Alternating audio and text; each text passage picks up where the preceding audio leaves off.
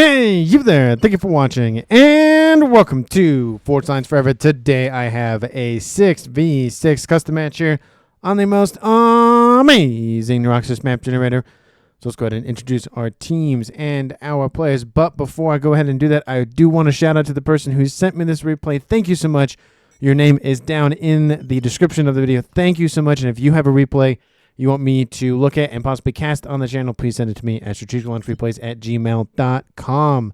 Starting off with Team 1 in the Northwest, we have on the northern edge of the map, in lighter red pink, it is Squeeler. He's playing as a Cybran as a 1200. To his south for Team 1, it is in ruby red, Jim Jack J playing as a Cybran. He is a 1000 rated. And to his west, next door neighbor, it is Storing Ray. It looks like Storing Ray, but there's an R there, so Storing Ray. Anyway, he is a UEF. He is an 1100 in 4 screen. Best color in all the game. No biases here. Taking a look at Team 1's southern half. Starting off in Stitch Blue, we have Freshie playing as a Seraphim. He is a 1600. And southeast of that, we have Yoji in Imperial Gray. He's playing as a UEF as a 2000 rated player. He is the highest rated player on Team 1. And he's also tied for the highest rated player overall. And his next door neighbor to the south, it is Okpuk playing as a Seraphim and Chevy Crimson as an 1800. So over Team 2 side, Team 1 side of the map, we have 2 UEF, 2 Cybran, 2 Seraphim, no Aeon Tech for Team 1. Starting off on Team 2 side of the map, on the southern side, we have in Tropical Ocean Blue, it is Clinch playing as a Seraphim. He is a 1400. To his north in Rust, it is Ross Biff. He's playing as a Cybran as a 1000 rated. And rounding out Team 2 southern side is Composite playing as a Aeon. He is a 1200. To the northern half of Team 2, we have in Emerald Green, it is Fast Rehost. He's playing as a UEF. He is a 1400.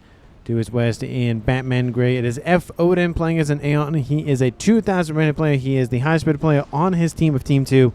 And tied with Team 1's Yoji for highest rated player overall. And to his north in Barbie Pink, we have another Aeon for Team 2. It is Psychoad. He is an 1800 again in Barbie Pink.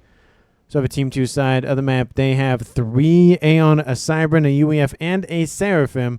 So Team 2 does have all the factions on the other side of the map. Team 1 only liking the Aeon.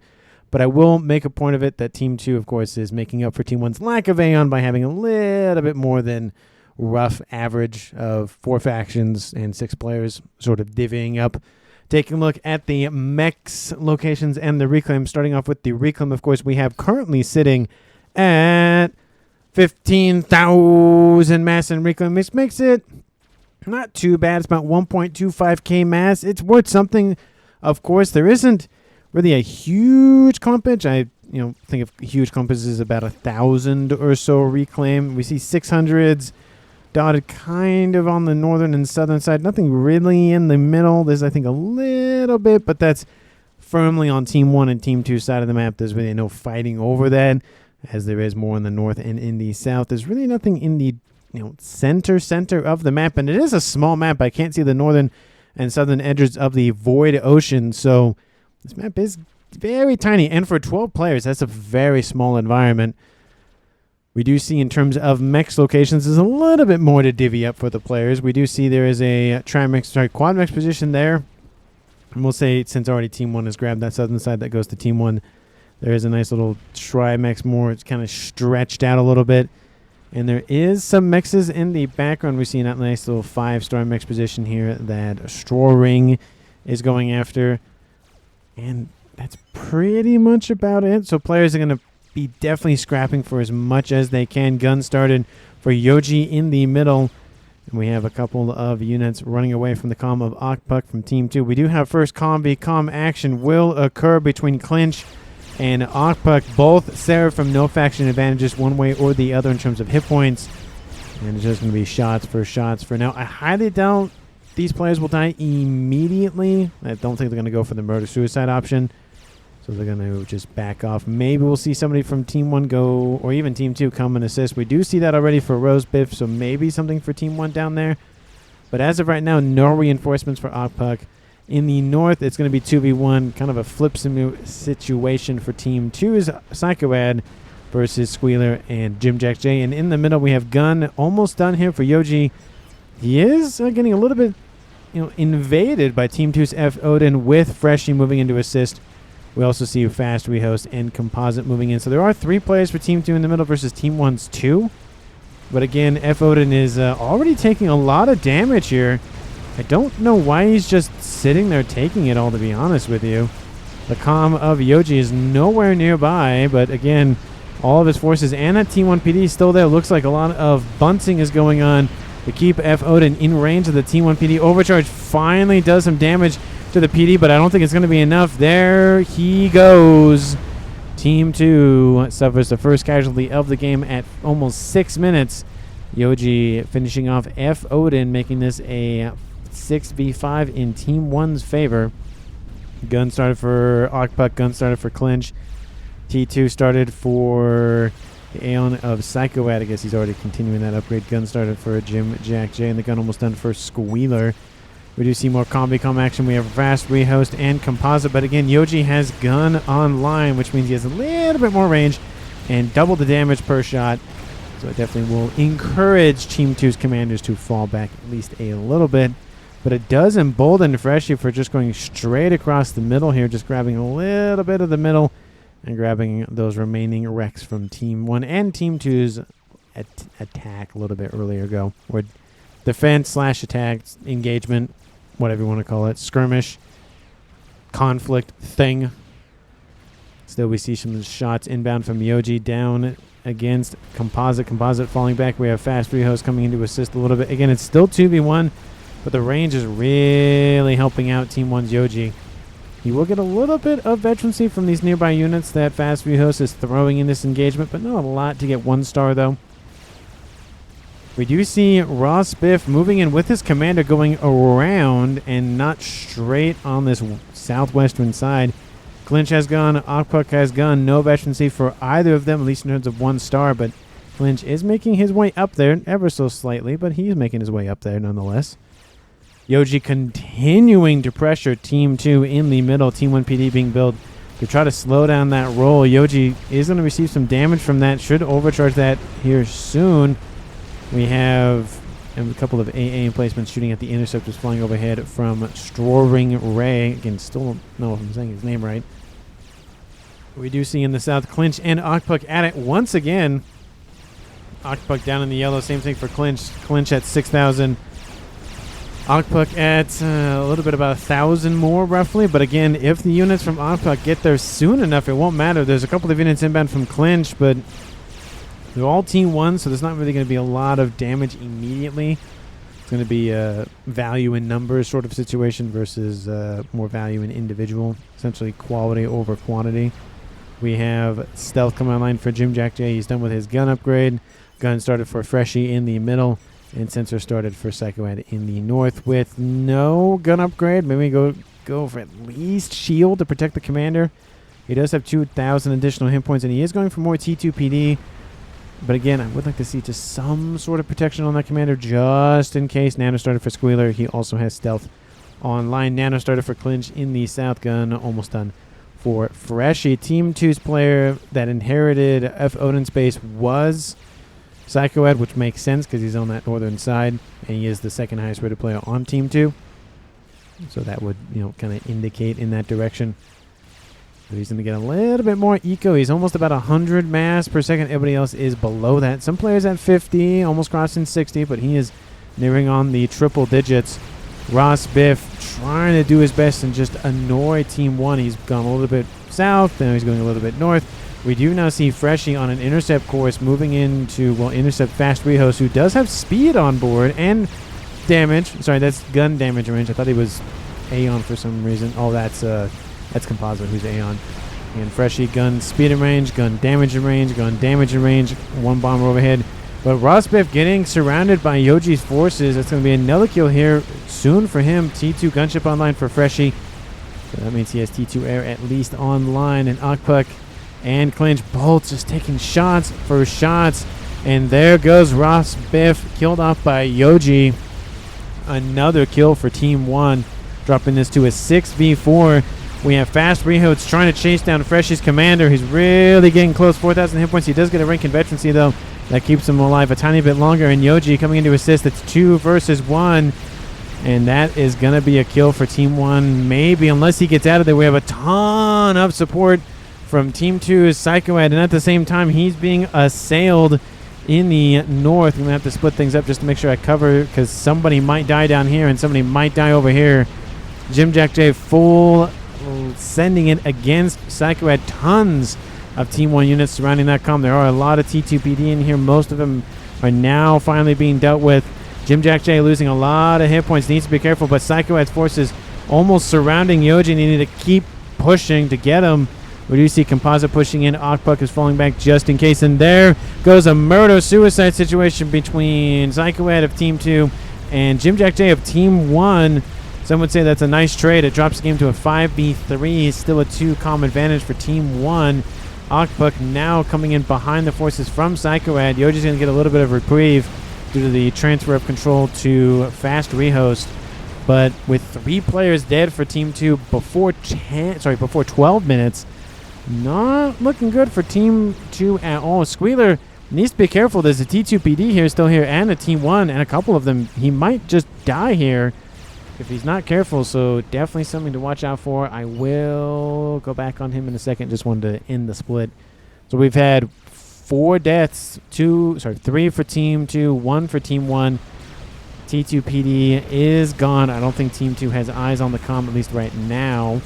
This is what they can see, so just barely out of visual range. There's the comm, and the PD will maybe do a little bit more damage, but it isn't going to be enough, and that'll be the end of that frontline base for now Fast Rehost. Fast Rehost has control of the entire northern side of Team 2, and that's everybody that's died on Team 2 except for but Ross Biff, who we see Composite has control of his old base.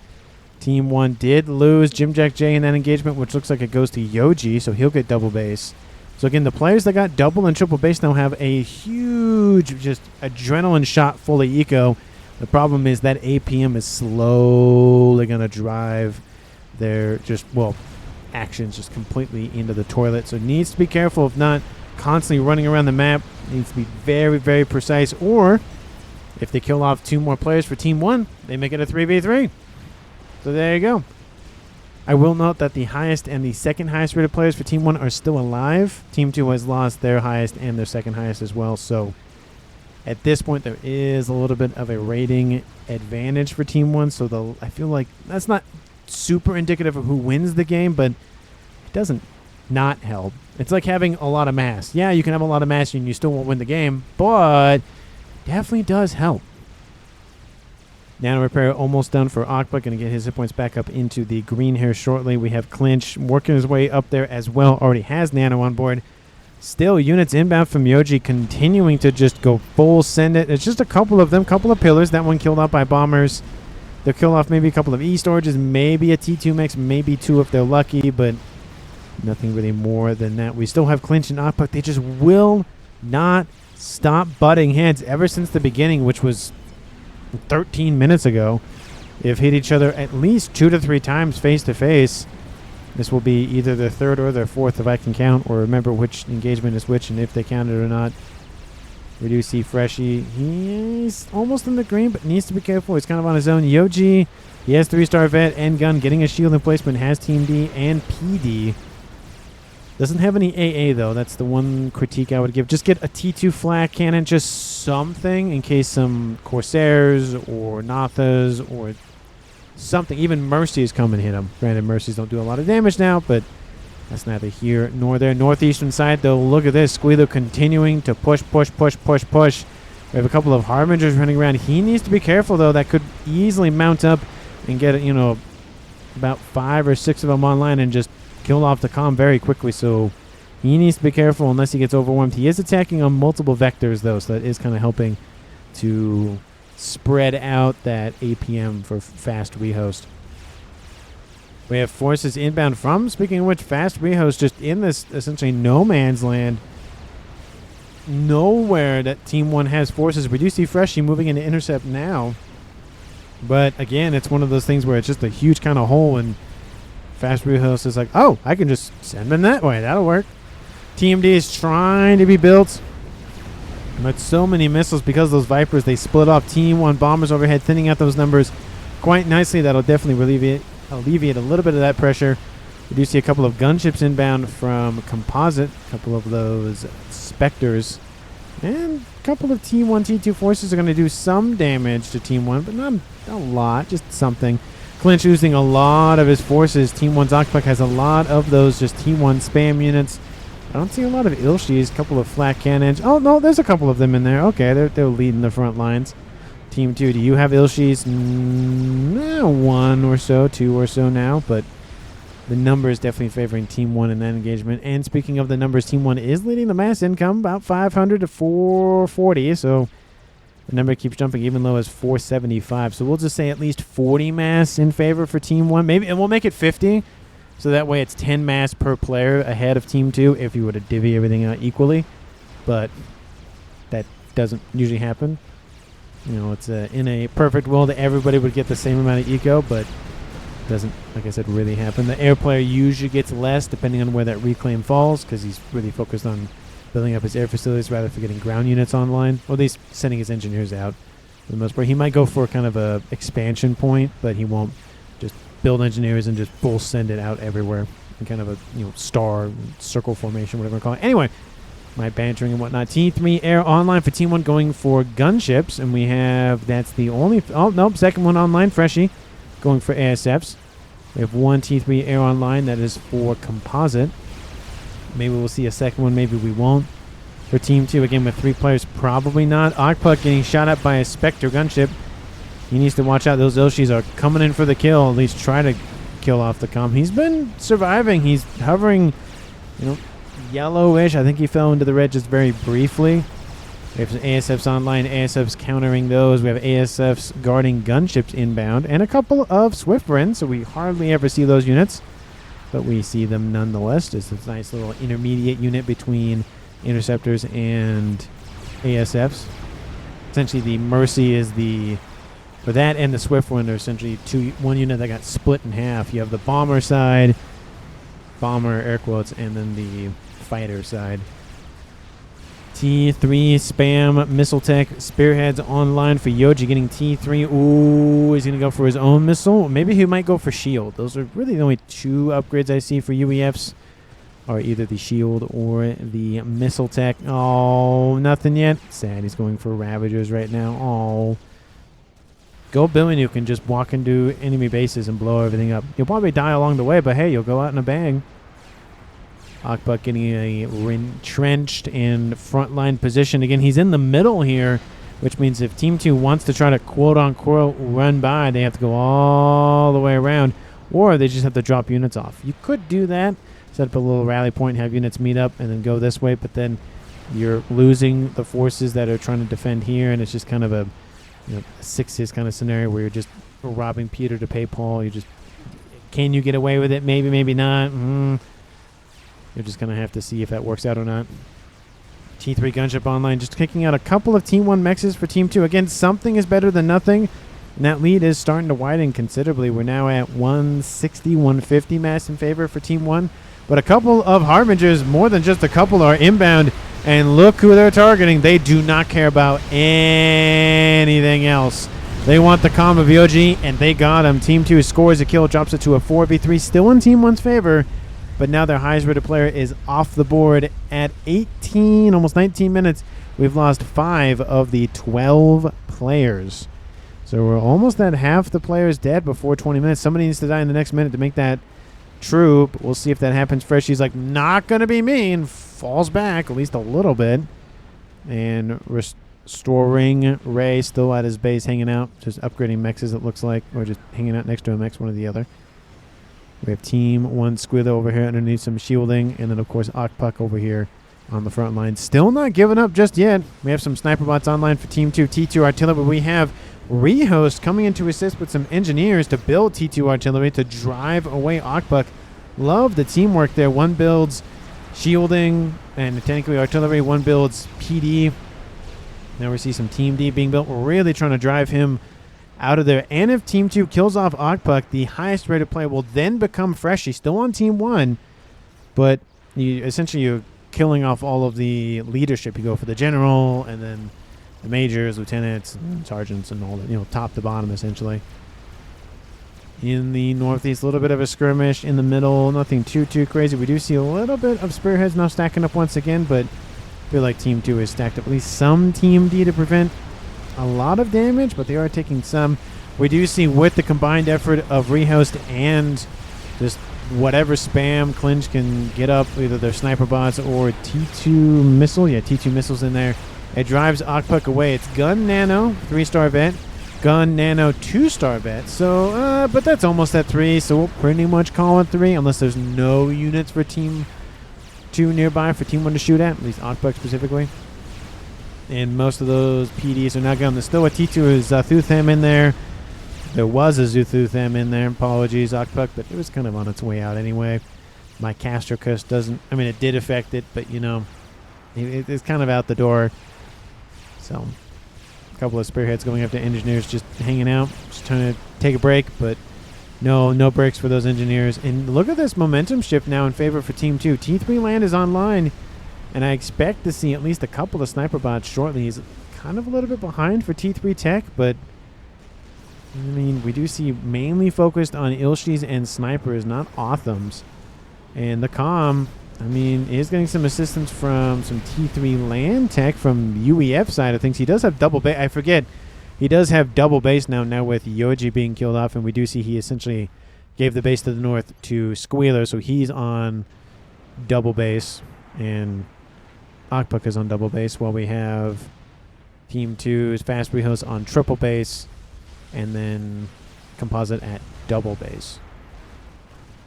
And Restorer stacking up. I do see a possible snipe happening for Team 2. They really want Ogpuck, it looks like. And at 21 minutes, the game has kind of died down. So, again, Team 1 at 4 players left, losing Yoji and Jim Jack J. Team 2 at 3 players left, losing Psycho Ed, Ross Biff, and F. Odin. Both of the highest rated players in the game have been killed off. And the second highest rated player, at least for Team 2, has been killed off as well. So a lot of the high-ranking players are being targeted or counter-targeted one way or the other, depending on how you look at it, for Team 1 and Team 2. So again, it is a 4v3 in Team 1's favor at 22 and 22 seconds. Team 1 at 880, Team 2 at 625.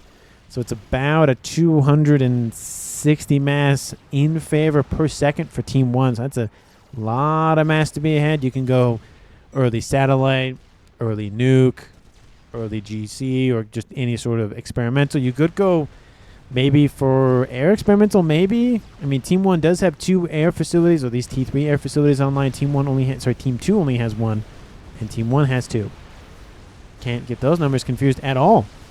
But let me know down in the comments who you think is going to currently win this game. Of course, if you haven't done so already, please like the video and subscribe to the channel. And as always, thank you so much for watching. I really do appreciate it. So again, those likes, those comments, those subscribes, all of those things just really continues to motivate me to make and keep and get better at making these very, very fun replays for each and every single one of you. We do see a Monkey Lord online for Team 1 Squeeler in the north. Ythotha is under construction for Ogpuck. Ythotha, not yet that I've noticed. Soon I would surmise, but right now, no. In northeast, we do see a couple of bricks going after that. A couple of harbingers going after that brick, but now we have a bigger brick. His name is a Monkey Lord. Moving in T2, gunships being stacked up, prefacing the incoming invasion down the middle. Look at this, just open area in the middle of the map. Team 1 not really reinvesting in that quad mech position. We do see counter Percy's here for Team 1. That's really not going to help Team 2's midsection. They sent all their forces northwest, and they are getting pretty close to the air facilities for storing Ray. It looks like they want to go after Freshie, but I just don't think that's going to happen. You might have to cut your losses and call it a day there. There's still some flak left, so maybe not, but still. In the northeast, the Monkey continuing to push. It should have enough damage to crack this position. There is a GC under construction that's definitely not going to finish. And nothing really else for Rehos. Looks like he's just holed up in his central base here. Monkey Lord getting a lot of vision on top of it. We have Restorers inbound, Team 1 Bombers inbound. It's just anything and everything to just drive those hit points down into the grave. Harbingers continue to push. They have wiped out some eco. The lead is starting to deteriorate quite nicely for Team 2. Not nicely for Team 1. And the Bombers and the Gunships doing some work. We do see the Monkey dropping about 50%. We do see 1-star vet on board, so 10% additional hit points to keep him alive just that little bit longer. And it looks like T2 PD being built up here just in case. Lots of Othams. Now with the hole that has been reopened by Team 2, they're allowed to push out and go a little bit more south and west. There's a couple of mixes down here. They're attacking this western vector. There's nothing over here. Team 1 Bombers being stacked up, but again, it's going to take a lot of time to chew through all those units. We have Lightning Tanks and Percys falling back, and this does give Team 2 time to build up more defenses. And that's if they've noticed. That is the wrong team. If they've noticed that, which they have, there's something to consider. Then Monkey Lord has gone back to base. 5,000 hit points remain, and at that point you might as well control Kit and fund the Megalith project. We do see both Squeeler and Storing Ray in the water in the northwestern corner of the map, so just getting a nice little dip while their forces hang out in the sun or the dirt or the whatever this dust, whatever this is called. T2 artillery going to go down. That little battery and a PD emplacement that goes down. The Ythotha perfectly fine. Almost that 1-star vet. We'll get to 1-star vet for sure. We have Restorers inbound. And again, they are helpful, but in terms of air-to-ground weaponry, you really want at least a whaler, if not a broadsword. But again, 1,000 of anything will kill anything. So it does it really matter? Yes. Does it really matter? No. But in terms of air engagements, it kind of does matter if there's AA nearby. Team 1 just ravaging Team 2's ASFs. Composites still holding on to most of the gunship, but they all die kind of in one single burst there. And the Othams on the ground are wiped out by Team 1's Okpuk. So it does do some damage to the eco. Does it do enough to bring Team 2 in the lead? No. But it does enough to really get them at least caught up, at least in the lead department, for mass per second. Othams and Ilshis and everything else surrounding the chicken. Chicken gets a rank adventurancy, keeps it alive a tiny bit longer, but not much longer after that. We do see the Otham going after Okpuk. Does some damage, but he's at 94, almost at 5-star vet. Going to get up to about 100 mass per second there. But 2 of the 4 commanders for Team 1 are hiding. Team 2, none of them are hiding in the water, which, again, it's just a nice thing to have just in case. Make it just a little bit harder for your opponent to see where you're at and to try to snipe you with gunships, bombers, land units, whatever. Donuts falling from the sky. Awasa bombers dropping payloads on top of your head. And bugs really bugging you out, freaking you out. Ilshi, not Ilshi, but Ythotha spam coming online for Freshie. 28 minutes on the clock. Team 1. And the other big projects, we do see the Megalith that's working its way down. Still the Monkey Lord. I mean, it's a target for Team 2 to go after, but it's just, I feel like you could just reclaim it and just build, that Megalith faster, in my opinion. It's so weak, just a couple of Percy shots would deal with it, so something to think about. We do see a couple of Othams, speaking of Percy's, getting just absolutely not firing range, but firing squatted by Team 1. Look at this. They're just up against the wall, and shots are raining in on the convicted felons or people or whatever. Look at this. Just absolutely. But a lot of those shots are missing, which is weird. All those don't miss, but there was moments where they were right about here, and the shots were hitting above them, which was interesting. Team 2 on the ground, not really having a whole lot. And the Ythotha almost reclaimed and now reclaimed, so at least Team 2 has that for now. Team 1, 1.1k versus Team 2's 900 roughly. So a little over 200 mass in favor for Team 1 per second. Again, that lead it goes down, it goes back up, it goes down, it goes back up. But it's at least staying in the lead. Gives them that much more chance to win the game, not necessarily just to survive it. Team 2, you think about how to end it, not just survive it. It's almost nearing on the 30-minute mark. There's a nuke. And I was half surprised to see it not loaded, but hey, at least it's built nonetheless. P-gens and more experimentals. Looks like GC online team 1. Do you have big? Nope. You still yeah, it's a strap bomber. That's something. One of them is not going to make a whole difference, but you know, get 8, 9, 10 more of those, and that might make a difference. Percy's coming to say hi. I mean, it's nice, but there's not really a lot to take out, and B, it's not really going to get anywhere sensitive, so is it worth it? Another set of ASS moving in from Team 1 and Team 2. A little bit more lightning tank and AA pressure.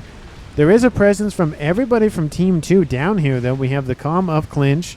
We have a couple of PD and shields being built by Fast Rehost, and of course PD being built by Composite, essentially reinforcing the fact that Team 2 knows that if this southeastern side falls, or technically their western side falls, that's game over, because they'll just run all counterclockwise, and that'll be it. They're holding their own up there to the northeast. Speaking of which, that monkey is now dead. So there's that. I'm going to split things again just so we can see the death of the Percys in the south there. And Megawith does get finished off. The GC still alive. Megawith 60, GC 52,000. Couple of sniper bots, couple of harbingers, and everything focused on the GC. 20,000 and falling, 20,000 and falling, but the Megalith will die before the Megalith. And that might have just been partly because the Megalith was just finished off, maybe, like as the engagement occurred. And it looks like the Percy's were distraction clinch being hit by Uthotha, isn't aware of where his comm is.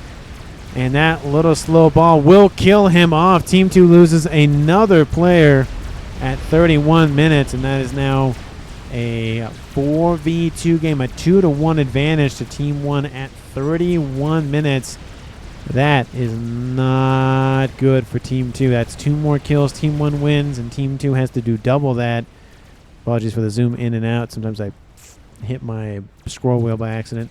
Brass being built on strong Strowring is, again, I still don't know how to say his name. I'll just say Ray, I guess, from now on. 31 minutes in, probably should have led with that. Going for Ras. The Uthotha does fall back. It's bruised and battered, but about in the green, so nothing too bad. There is a Uthotha now online for Team 2, and that goes all to Rehost, who maybe will build another Uthotha. Looks like that one was built right there. Nuke is almost loaded, and Team 2 is heavily trying to assist that as fast as possible. SMD not loaded. This would be a nice grab. Okpuck is going to move into the water down there, so maybe sniper top opportunity, maybe not. I feel like that'd be such a big risk to go after a comm that's hiding in the water instead of going after a base. Especially one that has an SMD that is not going to load in time given the rate at which this thing is building. I mean, it's going to be a little close, but not as close as it's 99.9% done in the nuke lands kind of thing. Push here, not in firebase, says Yoji. And, oh yeah, he says push here, technically. So he says talk about this, go in the middle. I mean, there is a little bit of an annoyance with a tiny bit of hill in the way, but for the most part, yeah, you're just not attacking on a regular vector. You're going around the 2 giant fire bases that are online. T2 artillery. We have PD here. That's T2, not T3, surprisingly enough. And no T3 up here. Again, still surprising he's not getting Ravagers everywhere. It's still good to support with T2 and sometimes T1. But if you have T3, you might as well use it. Gives you that extra bit of range wherever you're filthy, now being hit by a Fat Boy. There's only one of them, so it's not as bad. Team 2 did have artillery here at one point. Not here now, which is not helpful. But it was once there. Nuke, how are we looking? 33 minutes on the clock. Nuke is loaded. You have to fire it soon, because if you don't, that that SMD will load, and that comm and that base will be fine. You would kill off the T3 air and land headquarters and an SMD and a chunk of the air grid, if not all of it by now. You got to go for it. It's a huge open target. SMD over here, it's not loaded. You could also go up here. SSMD is loaded, so you can't go for this position. So these backline positions, you can either edge nuke or definitely kill. Freshie's position, you can most definitely kill for now. But now that I'm saying it, they had to have launched essentially when it loaded, because now that they've waited so long, And it's too late now. Looks like the nuke is firing, and it's not going west. Oh, sorry, it's not going northwest. Where are... Oh. So, here's the thing. Yes, you're going to probably kill off Akpa because he's not going to expect the Spanish Inquisition like that. But all of his stuff will just go to somebody else. It's not like you kill somebody and all of this stuff blows up. At least in this game. It's not like Dual Gap or any of those share until death or modes like that where, you know, your stuff does matter. And Akpuk sees it way too late. Looks like he starts moving, going southwest, and there he goes. Kill for Team 2. 34, almost 35 minutes on the clock. Composite gets the credit for it because, well, it's his nuke. And it's now a 3v2. They've almost evened it up once again at 35 minutes. But again, at what cost? If the nuke went after another base, maybe they would have killed off a ton of eco. It's Team 1 at 1.8k mass versus Team 2's 1.1. That is a huge amount of mass to have ahead. Even at 35 minutes, it's a huge amount of mass. We've seen higher, to be fair, but still. All those ASFs, you just given both those bases from Akpuk and from Yoji to Freshy, who now has triple base. And we see Euthotha's up here for some reason. Don't know why they're up there. Maybe he's going to hand them over or something. But he's fueling. Yep, there he goes. Fueling the northern side just to protect it in case it falls. Or makes it just very difficult to chew through. We have two Euthothas and a Fat Boy pushing in. 36 minutes almost on the clock. And Team 2 not looking good. This western side, southwestern side, southeastern side, depending on your perspective, is just not looking good. We have gunships inbound. There's not really a lot of AA in the area. They haven't actually moved in yet. But the chickens are testing the water as it would be. Team 1, there is a Euthotha coming online. Team 2, do you have another nuke target prepped, ready to go? Not yet, but they're almost loaded with one. I mean, this would be a good target, but again, the SMD is loaded. That would also be a good target, but that SMD is loaded. We have a nuke being built here by Ray. And please don't push here, says Yoji, talking about just don't go there. We have gunships moving in on the experimentals. We have T2PD now in range. They were built ages ago. Euthotha getting a lot of free damage onto that chicken. And all the gunships are dead. They're DED, DOA on arrival. Actually, he's dead on arrival. And let me explain. I say DOA. Anyway, messed that up. Brain's not firing all cylinders today, I guess. Probably a long day of work or just tired or whatever. That point, there is an opportunity to go after it, to be fair. But it's going to walk right into the... that's a lot of hit points gone. Fat Boy now in range, or it has been in range, at least for a little bit. The chicken not continuing to walk. It needs to keep walking just to, A, stay out of the Ion Storm, and B, to keep making sure it's in the range of the Fat Boy. The Fat Boy is gone, but now a new chicken sandwich is there. And that chicken sandwich for Team 2 is bought out. Nuke is being fired. Again, that's a lovely attempt, though, but should have happened the first nuke immediately. You get an early nuke as fast as possible, and you launch that sucker. Yeah, it might not kill anything. It may not, but the chance that it does is a lot higher. And the longer you wait, the worse those chances get. And if the nuke hasn't been spotted, the sooner the nuke will be spotted. And you at least want to have surprise nuke at a minimum. We have two Ion Storms dancing between one another. Just having some... Is that a new dead chicken? Because that's the chicken that died. And then the Fat Boy wreck, which was there. There's a lot of dead chickens over here. We have a new Euthotha online, just newly minted. T3 Pigeon will not be saved. There goes all those engineers. And there goes the Euthotha. Lives on just a tiny bit longer because of it. We have gunships in the mix. We have restorers targeting gunships. AA missiles are going to do a pretty good job of dealing with them. But there is some AA nearby. So again, those gunships are pretty thick. 6,000 hit points. Actually, no, more than that. We're at 8,400 because that's a 4-star vetted T3 gunship. Done very well for itself. And attacks in the middle of the map. There's another GC horde. We have bricks, and we have bricks. This is reminding me of yesterday's game, which just the boring brick factory. Awasa Bomber is online. Fat Boy's being built as well. That might spell the end of Team 2, maybe. If they can kill off the Bomber fast enough, maybe. 1.9 to 1,000 mass. That lead almost doubling that of Team 2's. They could go for the nuke. It's not shielded. The nuke is already half loaded. We have Composite really banking on it. But he has no air. Essentially an airlocking just very briefly happened. That Bomber is going after that nuke. And that nuke is not going to survive. Even if the Bomber shot down right now, it does not matter. There's the payload. Drops right on top of the P-Gen. And there goes the nuke. Kaboom! Kills that thing off. And now it's going to be open season. There's not a lot of AA down here for Team 2. And we even see Composites down here as well. GG says Composite, 39 minutes on the clock. Bomber inbound to the northeast side of Team 2, going after the land headquarters for Rehost, at least one of them. We have some ASFs online for Ray. We do see Bomb going to drop once again, maybe? Ooh, that one's got to hurt. Lots of dead stuff there. Lots of PD gone as well. Bomber still alive, 11,000 hit points, killed off 105,000 mass. 4 started, vetted Bomber, and all those GCs for Team 2 are dead. And on top of the fire base here, there goes a little bit of the defenses. Mostly the P-Gens are gone, but some damage is better than none. Laser started for Squeeler. He already built cloaking. Took him 432 seconds, which is over 7 minutes.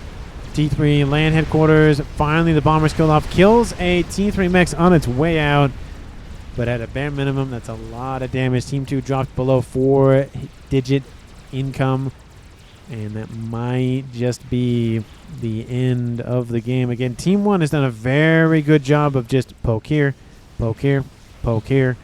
And they've kind of ignored the middle, and we have, of course, Yoji from Team 1 being like, don't go here, and don't go here, go here. Just avoid all of the nonsense and go around it. And then we had Okpuk like, I'm just going to full send it down here. Granted, he did get killed off by a nuke, but he was doing pretty well. He was inching his way in. It was a lot of back and forth. And there is a lot of reclaim on the map now, mostly on Team 2, some in the middle. Of course, that GC Rex kind of helps that total, but 365,000 mass. That's a lot of mass. That's enough to build anything and almost a second of anything in this game.